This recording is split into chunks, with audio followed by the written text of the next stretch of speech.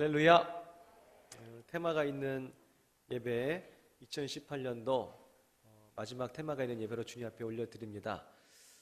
테마가 있는 예배, 우리에게 받은 은혜와 은사 그대로 또 우리가 일심으로 하나 돼서 주님께 드리는 그런 예배죠. 그래서 앞에서 하는 모든 순서는 또 공연이 아니라 하나님께 드리는 그런 헌신이요, 또 찬양이요, 예배입니다. 그래서 우리 모두가 다 동참하는 것이니 특별 예배위원들 나오셔서 찬양하실 때 우리가 일심으로 같이 동참해서 기도하는 마음으로 함께 동참하시기를 소망합니다. 성경 감송팀 준비됐나요? 나와주시죠. 우리 순서를 진행하기 전에 우리 기도학교 성경 감송이 있습니다. 오늘은 주니어 워십스쿨 4학년 우리 친구들이 당당하게 지금 레드카펫을 밟고 나오고 계십니다. 우리 어린이들 힘차게 한번 격려의 박수 한번 부탁드리겠습니다.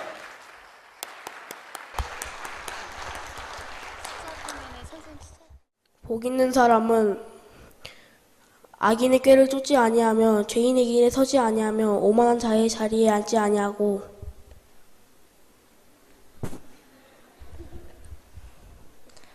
오직 율법을 즐거워하여 율법을 주야로 묵상하는 자로다. 저는 시냇가에 심은 나무가 시절을 쫓아 가시를 맺으며 그 잎사귀가 마르지 아니한 같으니 그 행사가 다 형통하리로다. 악인은 그렇지 않음이여 오직 바람에 나는 겨와 같도다. 그러므로 악인이 심판을 견디지 못하며 악인이 의인의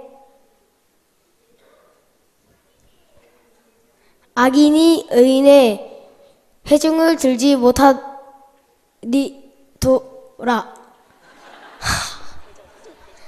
대저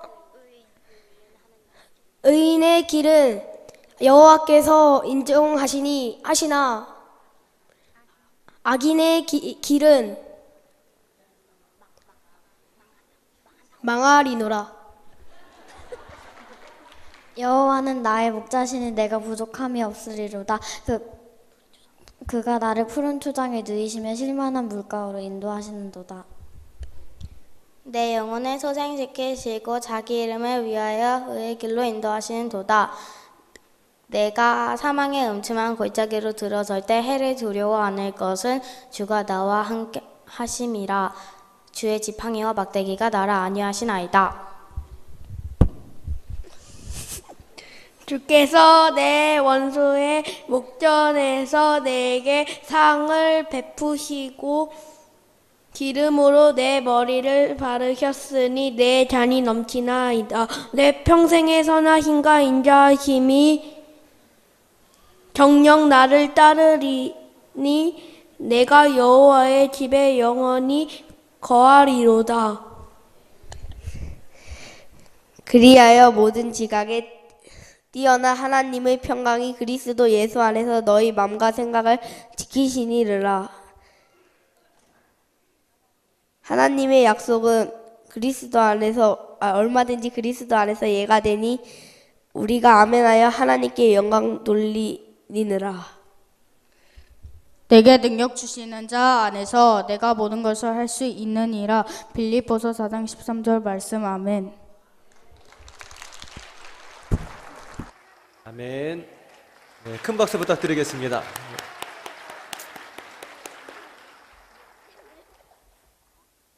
네, 우리 주니어 4학년 친구들 너무 씩씩하게 또박또박 하나님의 말씀을 잘 외워주셨어요. 우리가 이 친구들이 앞으로 나와서 앞으로도 이렇게 기도학교 친구들이 말씀 암송을 할 때 우리는 함께 끝날 때마다 아멘, 아멘 이렇게 해주셔야 됩니다. 주의 말씀이 선포되어지는 것이기 때문에 그 말씀에 내가 함께 동참하고 믿음으로 받겠다. 오늘 모든 우리 친구들이 잘하나 못하나 보자, 틀리나 안 틀리나 보자, 그게 아니라 믿음으로 함께 동참하는 거예요. 원래는 우리가 해야 되는데 우리 애들이 해주니까 얼마나 고마워요. 아멘 안 하시면 내년부터는 이제 우리 각 교구별로 이제 합니다. 우리가 해야 될 것을 애들이 대신해 주니까 얼마나 고맙냐고. 그래서 특별히 이제 잘하는 이 아이들, 이 세대들이 스폰지처럼 뭐 언어를 하나 배운다 할지라도 그렇게 쫙 흡수하잖아요. 그래서 이 아이들이 그렇게 스폰지처럼 언어를 흡수하듯 또 문화와 이런 모든 환경을 흡수하듯 세상의 악한 것들을 흡수하기보다는 다 차단시키고 하나님의 말씀을 그렇게 흡수해야 되겠죠. 어린 시절에는 더 그렇게 흡수를 잘합니다. 하나님의 말씀이 이렇게 외워서 했을 때 가슴속에 새겨지고 그것이 평생 잊혀지지 않으면서 오늘 우리 친구들의 모든 인생의 귀한 그런 자산이 분명히 될 거예요. 그래서 어렸을 때부터 하나님의 말씀을 이렇게 암송하고 또 가슴에 새기는 그런 교육을 우리가 이제 하는 거죠. 그래서 우리 수고한 친구들 너무너무 고맙습니다. 자, 이제 우리 본격적으로 테마가 있는 예배를 시작하도록 하겠습니다. 모든 예배 가운데 하나님께서 영광 받으시도록 우리 하나님께 박수로 영광 올려드리고 시작하겠습니다.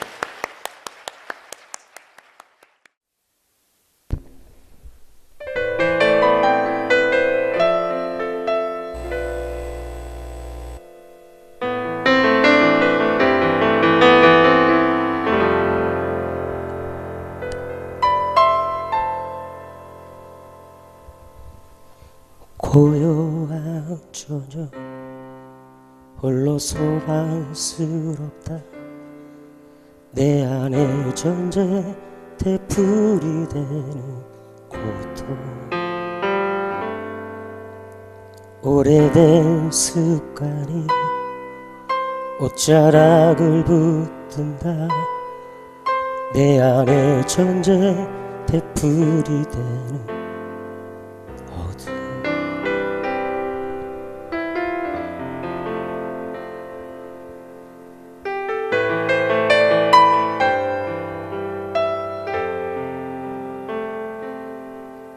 내가 말한 것들이 빛을 잃어가고 어둠이 나를 삼키려 입을 벌릴 때 그분의 음성이 맘을 두드린다. 내 안에 전제 되풀이 되는 고통,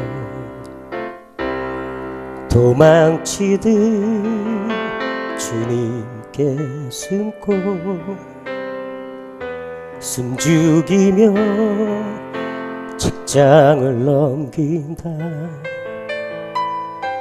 눈을 감고 주님께 기도를 올린다. 떨어지는 눈물로 기도를 드린다. 마음과 생각을 지키시리. 그가 평화를 주시리.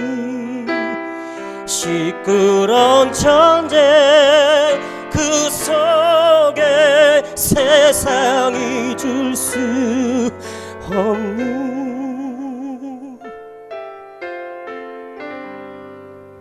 평화 주시리.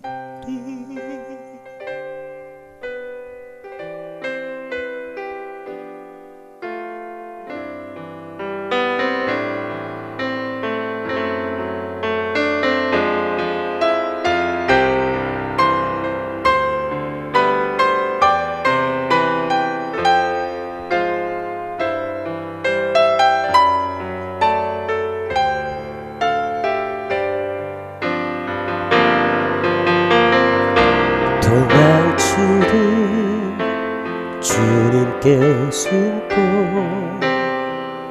숨죽이며 책장을 넘긴다. 눈을 감고 주님께 기도를 올린다. 떨어진 눈물로 기도를 드린다. 마음과 생각을 지키시리. 그가 평화를 주시리. 시끄러운 천재 그 속에 세상이 줄 수 없는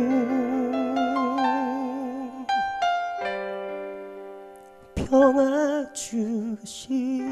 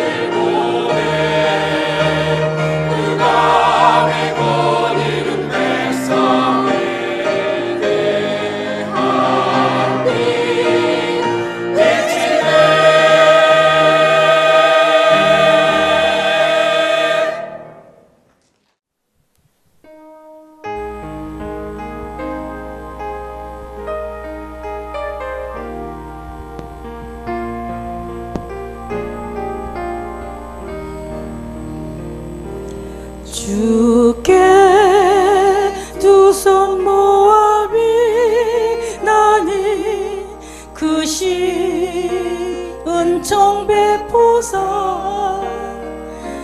밝아오는 이 아침을 환히 비춰 주소서. 오 주 우리 모든 보혈을 무혈의 피로 씻기어 하나님 사랑 안에서 행복을 갖게 하소서. 서로 믿음 안에서 서로 소망 가운데 서로 사랑 안에서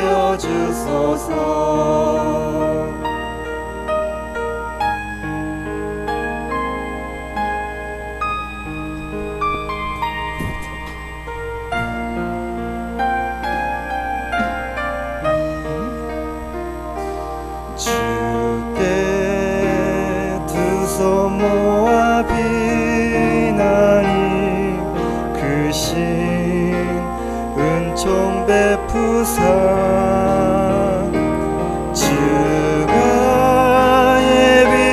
예비하신 동산에 항상 있게 하소서. 오주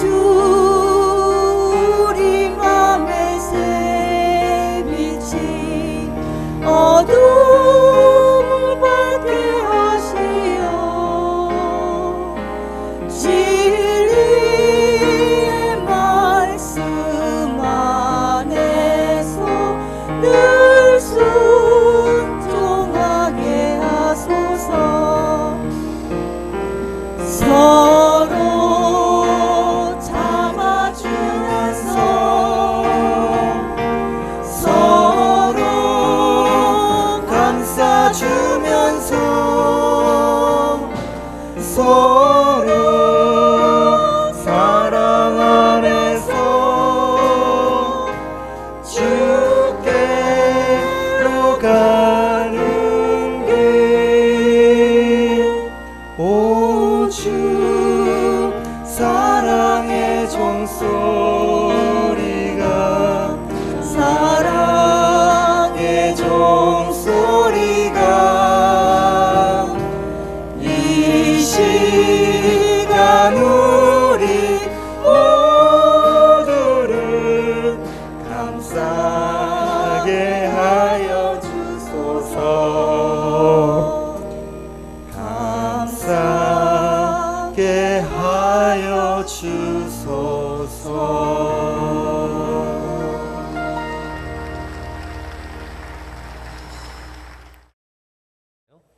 그가 평화를 주시리. 오늘 우리가 행복한가? 나는 어디서 행복을 찾을 수 있나? 이런 고민이 인생에게 참 많죠. 아리스토텔레스는 인생의 삶의 그 목적이 행복이다. 행복을 쟁취하는 것이 인생의 가장 큰 의미요 삶의 목적이다, 그렇게 이야기했습니다. 철학이라는 것이 오늘 삶의 가치관을 형성시키죠.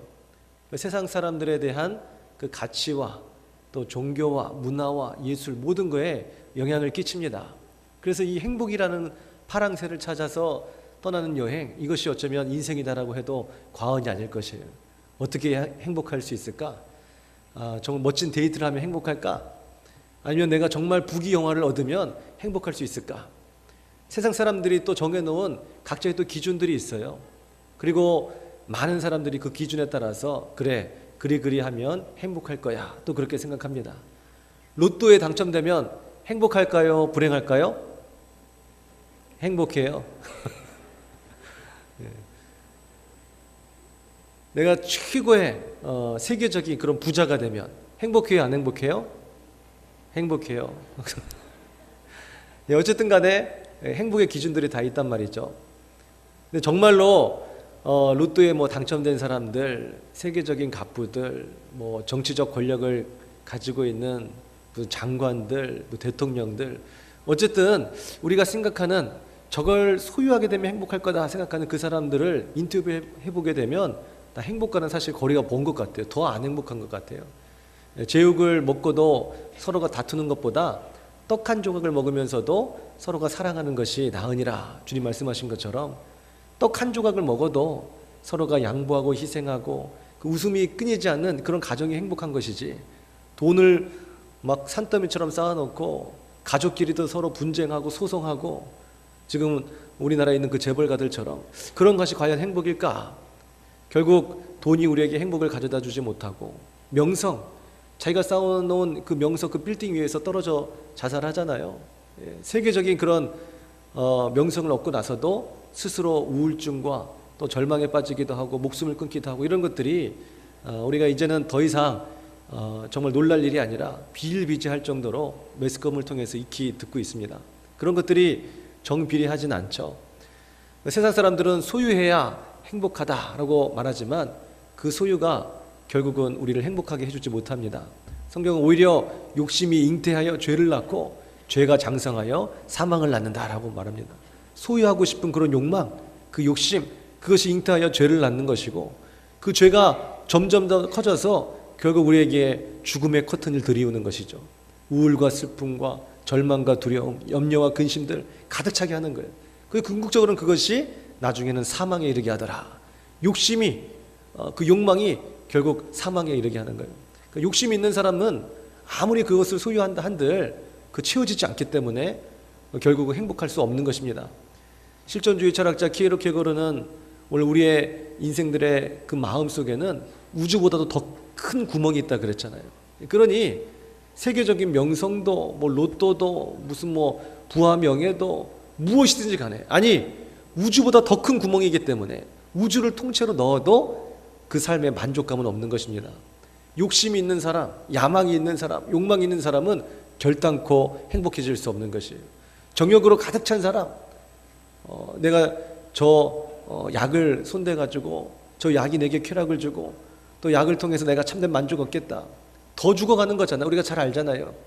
순간적인 쾌락을 줄 뿐이지 참된 영혼의 만족을 줄 수 있는 것은 이 세상에 아무것도 없다라는 것입니다. 욕심만 더 커져가는 거예요. 이제는 약 하나로 만족했다면 약 2개가 필요한 것이고 약 3개가 필요한 것이고 이제는 어느 정도의 약도 이제는 타성에 젖어가지고 자기를 쾌락을 줄 수 없는 그 정도의 지경까지 이르고 결국 폐인되는 거잖아요. 욕심이 잉태하여 죄를 낳고 그의 안에 있는 야망과 정욕들이 결국 우주보다 더 큰 굿구멍이 무엇을 채운다 한들 그 사람으로 하여금 공허하게 하는 것이에요. 그러나 내가 배부름에 처할 줄도 알고 배고픔에 처할 줄도 알고 풍부와 결핍과 모든 상황에 처할 줄 아는 일체의 비결을 배웠노라. 자족할 줄 아는 그 비결을 배웠다고 사도 바울이 얘기하잖아요. 그 이유는 무엇입니까? 내게 능력 주시는 자 안에서 내가 무엇이든지 할 수 있느니라. 사도 바울은 그렇게 고백합니다. 다시 말해서 내 안에 예수가 있는 한 내가 풍부에 처하든 궁핍에 처하든 오늘 아무 상관없다라는 것이에요. 그런 외적 환경과 상황과 조건들이 나를 참된 만족을 주고 행복을 주는 그런 조건들이 아니다라는 것입니다. 오늘 배고픔에도 배부름에도 또 풍부에도 궁핍에도 부하기도 하고 가난하기도 하고 어떤 환경과 상황과 조건에도 흔들리지 않는 자족함이 일 수 있는 그 비결은 영원히 내 안에 목마르지 않는 영원히 나를 줄이게 하지 않는 예수 바로 그분이 계시기 때문이라는 것입니다. 그가 우리에게 뭐라고요? 평화를 주신다라는 것입니다. 그가 평화를 주시는 거예요. 그래서 행복합니까? 평안합니까? 라고 묻는 것은 요즘의 삶의 형편들이 좀 나아지셨습니까? 라고 묻는 그것이 아니에요.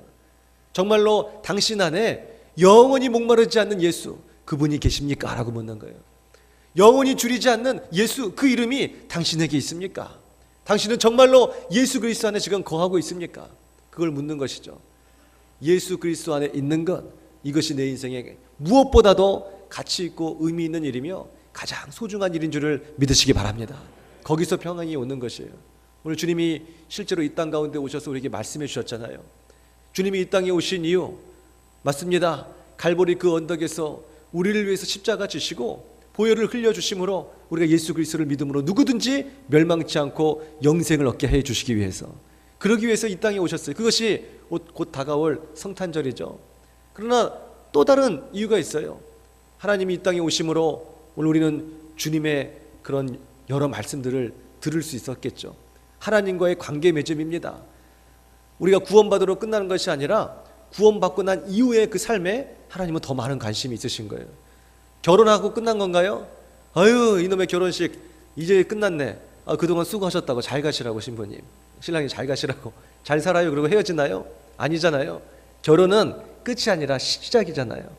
근데 결혼식이 결혼의 전부다라고 착각하는 그 순간 이제 그부터는 불행이 시작이 되는 거죠. 아이고 이놈의 거 끝났다 그것이 아니에요. 이제부터는 멋진 삶의 시작이다.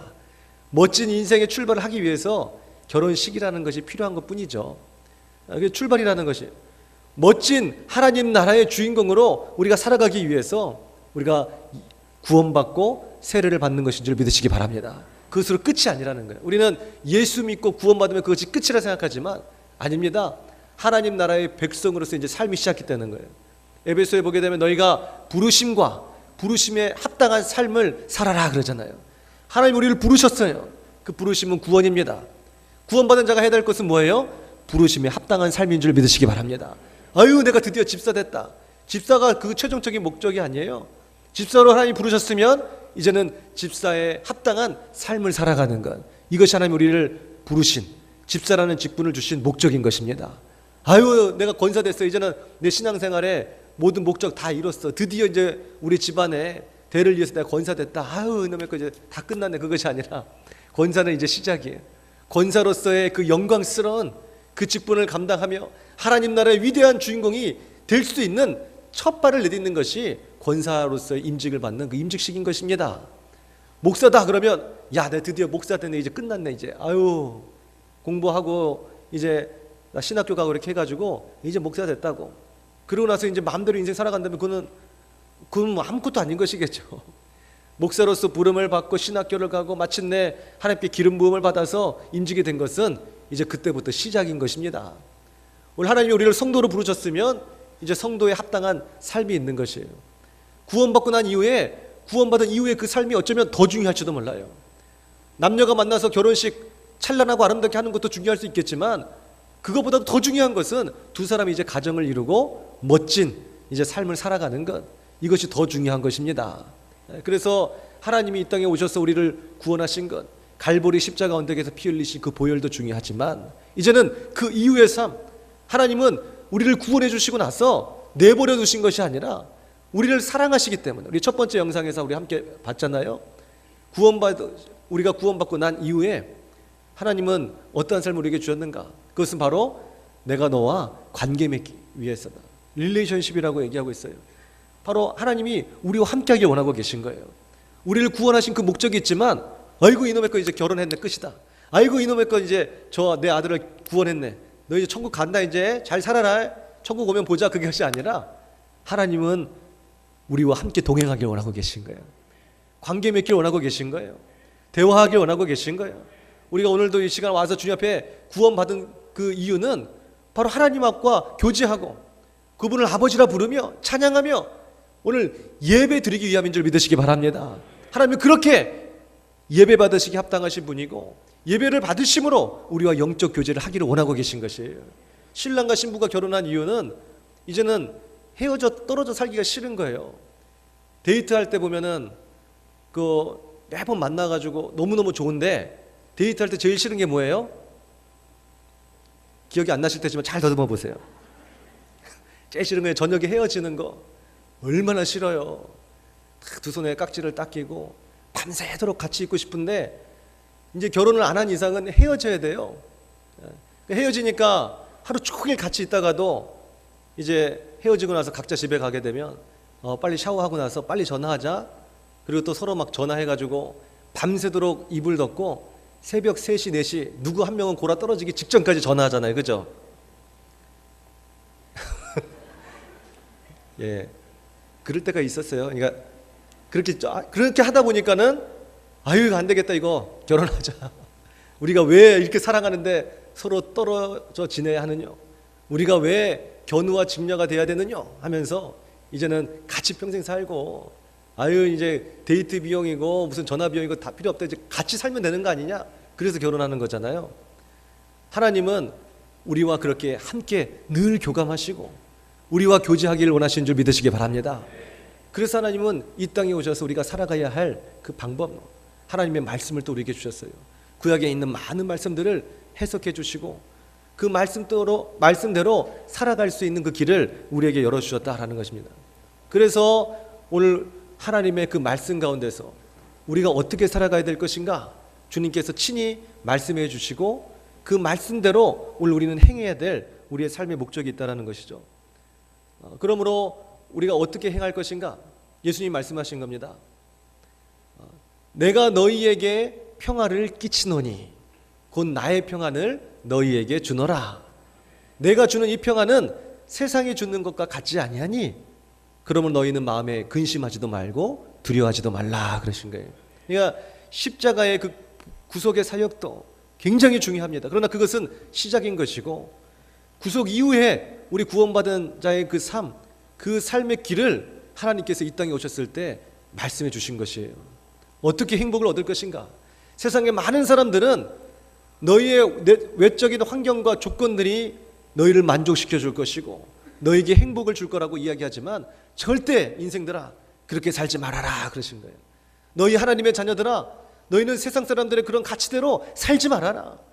아리스토텔레스인지 몬텔레스인지 인생의 목적은 행복이라 얘기하고, 행복이 삶의 참 가치라 얘기하고, 그것을 쫓기 위해 살아가는 것이 인생의 목적이라고 얘기하며, 많은 이런 철학의 토대 속에서 많은 사람들이 정치, 문화, 종교, 예술 다 그렇게 쫓는다 할지라도 내 자녀들아, 너희만큼은 그런 어리석은 삶을 살지 말아라라는 것입니다. 로또고 무슨 어떤 세계적인 CEO가 되든 명성을 얻든 무엇이든지 간에 우리에게 참된 만족과 기쁨을 줄 수는 없다라는 것입니다. 그럼 누가 우리에게 참된 만족과 기쁨을 줍니까? 오늘 테마가 있는 예배 주제처럼 그가 평화를 우리에게 주시리. 할렐루야. 주님이 가르쳐 주셨다니까요. 평안을 너희에게 끼치노니 곧 나의 평안을 너희에게 주노라. 내가 주는 이 평안은 세상이 주는 것과 같지 아니하니 너희는 마음에 근심도 하지 말고 두려워하지도 말라라는 거예요. 예수 그리스도가 오늘 내 안에 계신다면 평화가 임할 줄 믿으시기 바랍니다. 모든 것이 용서가 되는 것이 이해가 되기 시작하는 거예요. 이해할 만한 상황이 돼서 이해하는 것이 아니라 예수 그리스도가 내 안에 계심으로 이해가 되기 시작하는 것입니다. 용서할 만한 상황이니까 용서가 되는 것이 아니라 예수 그리스도가 내 안에 계심으로 그 사람이 불쌍히 여겨주고 또 용서가 되기 시작하는 거예요. 뭘 나한테 잘한 게 있다고 내가 사랑하겠어요? 그러나 원수가 내 뺨을 때린다 할지라도 예수 그리스도가 내 안에 계실 때 기꺼이 오른뺨도 내밀 수 있을 줄 믿으시기 바랍니다. 속옷을 달라면 겉옷도 주고 오리를 가자 하면 심리도 갈 수 있는 그 마음이, 내 안에 그 누구도 건드릴 수 없는, 범접할 수 없는, 빼앗을 수 없는 그 평화가 내 안에 예수가 오심으로 이루어지더라라는 것이에요. 구원받은 사람은 천국 시민이 되는 것 너무 소중하죠. 그러나 지옥 가지 않고 천국 가는 것을 끝나는 것이 아니라 주님과 동행하는 삶인 것입니다. 평화를 잃어버리지 않는 삶인 것입니다. 기쁨을 잃어버리지 않는 삶인 것입니다. 범사에 감사하는 삶인 것입니다. 날마다 주님과 동행하며 쉬지 않고 기도하는 삶인 것입니다. 그러니까 데살로니가후서 3장 16절 이하에 뭐라 그래요? 너희는 항상 기뻐하라. 쉬지 말고 기도하라. 범사에 감사하라. 이는 그리스도 예수 안에서 너희를 향하신 하나님의 뜻이니라 라는 거예요. 구원받은 그 백성은 항상 기뻐하게 되어 있어요. 이것을 세상의 사람들이 이해하지 못하는 것입니다. 뭔 기쁜 일이 있다고 기뻐하겠어요? 뭐 얼마나 좋은 일이 맨날 있다고. 그러나 그리스도인들은 화평을 잃지 않는 거예요. 날마다 웃으며 기쁨을 뺏기지 않는 거예요. 시험에 합격하면 감사, 시험에 떨어져도 감사, 배불리 먹으면 먹은 대로 감사, 배고프면 배고픈 대로 감사. 진수성찬을 하나님이 허락하시면 야, 오늘도 하나님께 진수성찬을 주시네. 그리고 기쁨으로 또 먹으면 되는 것입니다. 그리고 어느 날은 떡 한 조각 주시면 야, 이 떡 한 조각 주신 것도 그래도 하나님께서 주신 것 감사. 또 이 떡 한 조각을 통해서 진수성찬의 그 가치를 또 알게 하신 것 감사. 이 모든 것이 우리는 다 감사할 수 있겠죠. 배고파도 배불러도 풍부와 궁핍에도 내 마음속에 자족함, 만족감, 평화를 잃지 않는 일체의 비결을 배우는 것입니다. 내게 능력 주시는 자 안에서 내가 무엇이든지 할 수 있기에 내 외적 환경과 상황은 중요치 않다. 이것이 그리스도인의 고백일 줄 믿으시기 바랍니다. 비단 바울의 고백만은 아닌 것이에요. 하나님은 그러라고 우리를 부르신 것이에요. 구원받은 자의 삶, 구원받은 것도 중요하지만 이제는 그 삶이 중요한 것이에요. 내적 평화를 잃지 않고 많은 사람들에게 화평을 끼치고 그리고 항상 기뻐하고 감사하며 무엇보다도 하나님과 깊은 교제 속에 있는 그러한 삶, 하나님이 그것을 우리에게 주신 것입니다. 그래서 구원받은 자의 삶은 하나님과 동행하는 삶이에요. 구원받은 그 사람은 예배드리기를 좋아해요. 기도하기를 좋아해요. 찬양하는 걸 너무나 좋아해요. 예전에는 가요를 듣고 트로트를 부르고 막 그렇게 했다면 이제는 그런 것들 전부 다 싫어요. 시끄러워요. 그런 거를 부르거나 들으면 들을수록 마음이 공허해지고 네가 나를 떠났네 안 떠났네 첫눈이 오는데 만났네 안 만났네 그렇게 해봤자 아무 감동도 없어요. 그러나 내 안에 계신 예수, 약할 때 강함 되시네, 나 주님의 기쁨 되기 원하네, 어떤 찬양이든지 간에 우리를 위로해주고 우리의 상처를 치료해주고 우리에게 평화를 주고 만족과 기쁨을 주시더라라는 것이에요. 하여튼간 신랑은 신부 만나야 행복합니다. 신부는 신랑 만나야 행복합니다. 그러니 우리는 신랑 대신 예수님 만나야 행복한 것이에요. 영적인 만족과 기쁨이 있는 것이에요. 결혼하고 나서 생이별하고 살면 뭐 하겠냐는 거예요. 구원받고 나서 생이별하고 살면 뭐 하겠냐는 거예요. 주님과 동행해야죠. 주님과 영적 호흡을 끊이지 않아야죠. 날마다 주님과 함께 해야죠. 영적으로 교통해야죠. 기도해야죠. 찬양해야죠. 예배드려야죠. 오늘 이것이 우리 구원받은 자의 삶의 목적이더라라는 것입니다. 오늘 그러한 가치가 있을 때 오늘 우리는 참된 평화가 어디서부터 오는 줄 알죠. 세상의 것 더 이상 돌아보지 않게 되는 것입니다. 세상은 많은 외적 조건들이 행복이라 말하지만 오늘 우리는 내 안에 계신 예수로부터 평화가 오고 평안이 온다는 것을, 기쁨이 온다는 것을 잊지 않는 것이죠. 그리고 그 안에서 참된 만족과 기쁨을 누리는 것입니다. 우리가 두 번째 영상을 봤는데 그 영상에서 세계 제1차 대전에 있었던 실제 있었던 일이라 그래요. 그래서 적군이 서로가 대치가 되어 있는데 그 적군들이 그래봤자 다 어린 우리 젊은이들이겠죠. 우리 자녀들이 서로가 총불을 겨누고 싸우는 겁니다. 뭐 꼭 원수의 어떤 대적이 있고 그래서 그런 것이 아니라 생면부지의 사람이지만은 어떻게 하겠어요? 정치적으로 나라든 나라로 분리되어져 있고 그 정치인들의 야망과 욕망 속에 저 젊은이들이 희생되는 거죠. 어쨌든 그 전쟁의 현장에서는 서로를 죽이지 않는다면 내가 죽는 거예요. 그러나 영화 속에도 보여졌듯이 내가 죽이고자 하는, 또 때로는 나를 죽이고자 하는 그 한 사람은 누구예요? 그냥 일종의 고깃덩어리가 아니죠. 죽어가는 그 사람들이 시체 속에서 고깃덩어리처럼 보이지만 그 사람은 소중한 어느 한 가정의 아들이요, 때로는 정말 사랑하는 어떤 연인의 어떤 그런 남자요, 또 응애응애하고 울면서 아빠가 오기를 기다리고 있는 어느 한 아이의 아버지인 것이에요. 너무너무 소중한 그런 존재들이죠. 무엇보다도 하나님이 지으신 그 누구와도 바꿀 수 없는 가장 이 세상에서 독특하고 특별한 한 사람인 것입니다. 오늘 우리는 공장에서 뭐 찍어내듯 그렇게 똑같은 사람은 단 한 사람도 없어요. 오늘 우리의 지문부터 또 우리의 얼굴 생김새, DNA 모든 것이 다 다르잖아요. 머리카락 모양과 색깔과 또 각자의 냄새와 모든 것이 다 달라요. 또 개성과 성격과 우리는 두 부류로 나뉠 수 없어요. 뭐 외향적인 사람, 내형적인 이런 사람은 없습니다. 각자의 그 성격과 개성들이 완전히 다 다른 거예요. 완전 더 독특한 거예요. 성격 하나하나가 다 독특한 것이에요. 이렇게 아주 유니크한 존재로 하나님께서 우리를 만들어주셨다는 거죠. 그런 사람들끼리 서로 죽이는데 한 번 죽고 나면 그 사람은 이제 끝나는 거잖아요. 다시는 올 수 없는 인생이니 전쟁이 얼마나 참혹한 것이고 얼마나 악한 것입니까? 그런데 오늘 성탄 그 이브날 고요한 밤 거룩한 밤 누가 부르기 시작하죠. 성탄절이라는 것, 이것은 비단 하나님의 사람들만의 것은 아니에요.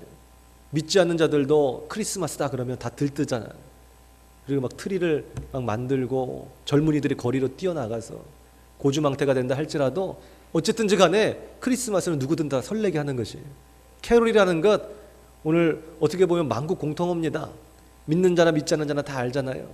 그 전쟁의 그 현장에서 어느 한 청년이 고요한 밤 거룩한 밤 랄랄라 랄라 갑자기 생각이 안 나는 가사가 어쨌든 이렇게 해서 부르니까 그쪽 적군에서 그 소리를 들으면서 같이 부르잖아요.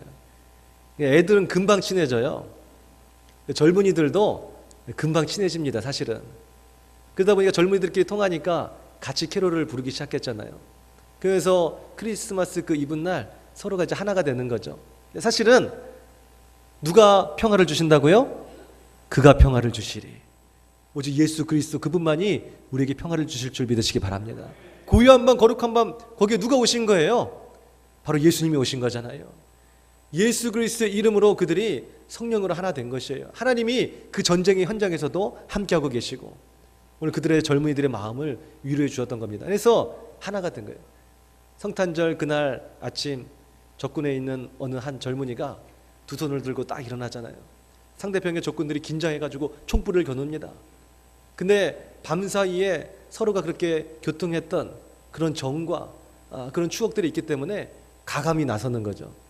근데 그 적군에서도 이상하다. 그럼 뭔가 지금 교통이 있다 보니까 자기네들도 총을 내려놓고 같이 함께 나갑니다. 그래서 그 전쟁에 서로 상대편의 진과 진 사이에 있는 그 광장에 원래는 총알들이 오가고 시체들이 질비해 있었겠지만 그날 성탄절만큼은 다 같이 나와서 젊은이들이 어떻게 해요? 서로 자기 이름도 이야기하고 그리고 같이 막 축구도 하고 그러다 이제 헤어질 때쯤에 자기 주머니에다가 성탄 선물을 누구는 과자도 넣어주고 또 누구는 뭣도 넣어주고 성탄 선물을 넣어주잖아요. 근데 그 젊은이들이 뒤를 돌면서 얼굴이 어두워지죠. 그리고 다시 서로 총뿌리를 겨눠야 되는 그런 참혹한 현장 속에 있으니까요. 그들을 하나로 묶어주었던 것 바로 예수 그리스도 그 이름인 줄 믿으시기 바랍니다. 예수 그리스도는 우리를 화평케 하시는 분이에요. 우리에게 평화를 주시는 거예요. 우리 어둠의 권세를 다 내어 쫓으시는 분이신 것입니다. 오늘 성탄절 생각하면 무엇이 생각하는가? 연인들의 데이트가 생각나십니까? 아니면 산타가 생각납니까? 영상에서도 나왔잖아요. 세상에 많은 사람들은 오늘 그 예수 그리스도를 지금 잊어버리고 있습니다. 누가복음 2장 14절 오늘 우리 테마가 있는 예배의 본문의 말씀이죠. 지극히 높은 곳에서는 하나님께 영광이요 땅에서는 하나님이 기뻐하신 사람들 중에 평화로다. 할렐루야. 예수 그리스도께서 이 땅에 오심으로 오늘 어떤 의미가 있었나요? 지극히 높으신 곳에서는 하나님께 영광이 됐다라는 것입니다. 이게 첫 번째 의미예요. 두 번째, 예수 그리스도께서 오심으로 어떤 의미가 있었나요? 하나님이 기뻐하신 사람들 중에 평화로다. 할렐루야. 하나님이 기뻐하시는 사람들 중에서 하나님이 우리에게 평화를 주셨다라는 것입니다. 그래서 예수님은 화평케 하신 하나님이신 것이죠. 그러나 오늘 누가복음 2장 14절에 보게 되면 누구에게 주님은 평화를 주셨습니까? 하나님이 기뻐하신 사람들 중, 그 중에 다시 말하면 예수 그리스도를 믿음으로 영접한 그들은 평화를 얻는다는 것이에요. 모두가 다 평화를 얻는 것은 아닙니다. 모두가 다 성탄절을 맞이하지만 2018년도에 성탄절 우리가 이제 맞이할 테지만 모두가 다 평화를 얻는 것은 아니에요. 하나님이 기뻐하신 사람들 중에 평화로다. 오늘 밤도 마음의 문을 활짝 열고 예수 그리스도를 받아들이심으로 주님을 의지함으로 주님이 내 안에 내가 주님 안에 있는 그 자만 바로 평화가 임할 줄 믿으시기 바랍니다. 주님 안에 있어야 되는 것이에요. 성탄절이 다가오지만 산타 보면 어때요? 산타. 많은 사람들이 산타를 기억하는데 산타 그 영어 스펠링만 봐도 SANTA인데 그 가운데 있는 N자를 뒤로 빼게 되면 뭐가 되죠? 사탄이 되죠. 사탄. 오늘 이 산타는 이 사탄이라고 해도 과언이 아니에요. 예수님의 자리를 꿰찼으니까요. 많은 사람들로 하여금 예수 그리스도보다는 산타에 집중하게 하니까. 그리고 어린아이들조차도 울면 안 돼, 울면 안 돼. 산타 할아버지가 선물 안 주신대. 지금 그러고 있습니다. 고요한 밤 거룩한 밤에 산타 할아버지가 오시는 거예요. 지금요 굴뚝 타고. 그게 아니잖아요. 지금 우리는 대림절 기간이에요. 대림절이라는 것은 기다릴 대자에 임할 임자, 기다림을 임하는 것을 기다리는 그 절기가 대림절입니다. 무엇이 임하는 것을, 누가 임하는 것을 기다리고 있는 것이에요. 바로 성탄절에 오실 우리를 구원해 주실 메시아, 그 예수 그리스도인 줄 믿으시기 바랍니다. 그분을 기다리시는 거예요. 근데 그것이 희석되는 시대를 우리가 살아가고 있다니까요. 그 모두가 다 예수를 기다리는 것은 아니에요. 모두가 성탄절에 예수를 생각하는 것이 아니에요. 그 말은 결국 모두가 다 평화를 얻는 것은 아니더라라는 것입니다. 술에 취하고 오늘 쾌락에 젖어 있을지언정 모두가 다 그 심령에 깊은 평화를 얻는 것은 아니에요. 모두가 다 그 영혼의 구원을 얻는 것은 아니에요. 하나님이 기뻐하신 사람들 중에 평화로다. 할렐루야. 우리는 그리스도를 품어야 되는 것입니다. 2018년도 맞이하는 성탄절 거저 맞이하지 마십시오. 오늘 혹 내 안에 2018년도 뒤돌아보건대 지금 이 시점에서 불안과 염려와 근심과 걱정과 두려움들 상처로 많이 얼룩졌습니까? 근데 그것은 누군가를 탓하지 마세요. 어떤 환경을 탓하지 마세요. 아유 목사님 시험에 한번 떨어져 보십시오. 내 안에 평화가 있나? 아유 목사님 연인과 한번 헤어져 보세요. 내 안에 평화가 있나? 아유 목사님 지금 내 안에 한번 중병에 한번 걸려 보세요. 입원해 보세요. 평화가 있나? 그 어떤 외적 조건과 환경도 오늘 우리에게 평화를 줄 수 있는 조건이 될 수 없는 것입니다. 그러니 사람 탓, 환경 탓 하지 마십시오. 누가 평화를 주신다고요? 그가 평화를 주시리. 평안을 너희에게 끼치노니. 입원하신 그 환자에게, 성도에게 주님 말씀하시는 거예요. 평안을 내가 너희에게 끼치노니. 그러면 지금 수술대에 있어도 오늘 그는 평안할 줄 믿으시기 바랍니다. 화려한 궁정 속에 있어도 불안할 수 있어요. 두려워할 수 있어요. 자기가 지금 빌딩에서 뛰어내릴 수 있습니다. 그러나 수술대에 들어가도 그는 평화를 잃어버리지 않을 수 있다는 것이에요. 전쟁터에 있어도 그는 평화를 잃어버리지 않을 수 있다는 것이에요. 시험에 떨어지고 낙심과 여러 가지 어려운 환경 속에 있어도 그는 평화를 잃어버리지 않을 수 있는 것입니다. 그가 평화를 우리에게 주신다는 거 잊지 말아야 되겠죠. 다가오는 성탄절, 우리 아이들에게도 이제 산타는 이제 아예 우리가 이제 입 밖에도 꺼내지 말아야 돼요. 그냥 어린아이들에게 뭐 동심으로 한다 해서 산타 할아버지가 선물 주셨어 뭐 이런 것도 어지간해서 안 하는 게 좋습니다. 어른 되면 어차피 다 할 줄 믿으시기 바랍니다. 엄마한테 괜히 속은 느낌이다. 우리 엄마 아빠가 항상 참된 말은 하는 것은 아니구나라는 것을 간접적으로 교훈시켜 주는 거랑 똑같은 거야. 교육시키는 거야. 네. 산타 없는 거야. 그것은 그 인간들이 지어낸 거야. 성탄절은 하나님이 우리를 위해서 이 땅에 오신 날이야. 그것을 이야기해 줘야죠. 할렐루야. 네. 만약 산타가 예수 그리스도의 자리를 대신했다면 그 스펠링 살짝만 바꾸면 사탄인 것처럼, 그건 사탄이라고 해도 과언이 아닌 것입니다. 예수님께서 이 땅에 오시는 그 성탄절, 우리는 예수를 기다리지만 많은 이들은 기다리지 않는다는, 오히려 그 싫어하는 사람이 있어요. 그래서 지금 미국에서도 오바마 대통령이 자신의 그 임기 때에는 메리 크리스마스라는 그 말을 하지 못하게 했잖아요. 그 대신 해피 할러데이라는 그런 말로 다 바꿨죠. 공식 석상에서는, 공무원들이나 이런 공식 석상에서는 메리 크리스마스를 할 수 없게 했습니다. 메리 크리스마스가 뭔데요? 메리라는 것은 즐거운, 행복한, 크리스라는 것은 크라이스트를 얘기하는 거죠. 예수 그리스도를 의미하는 거예요. 마스는 예배하다라는 거예요. 예수 그리스도가 이 땅에 오심으로 우리가 경배하자. 동방박사처럼 그 경배함으로 우리가 즐거워한다는 것이에요.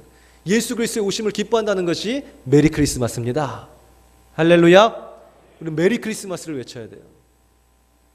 어쨌든 뭐 트럼프가 정치적인 이유든 무엇이든지 간에 또 보수층들 또 기독교인들의 표를 얻고자 했는지 뭔지 그건 모르겠지만은 어쨌든 그의 신앙인지 뭔지 그건 하나님은 아시겠죠. 어쨌든 그가 공약으로 내걸었던 것이 내가 집권하게 되면 반드시 이 메리 크리스마스를 부활시키겠다.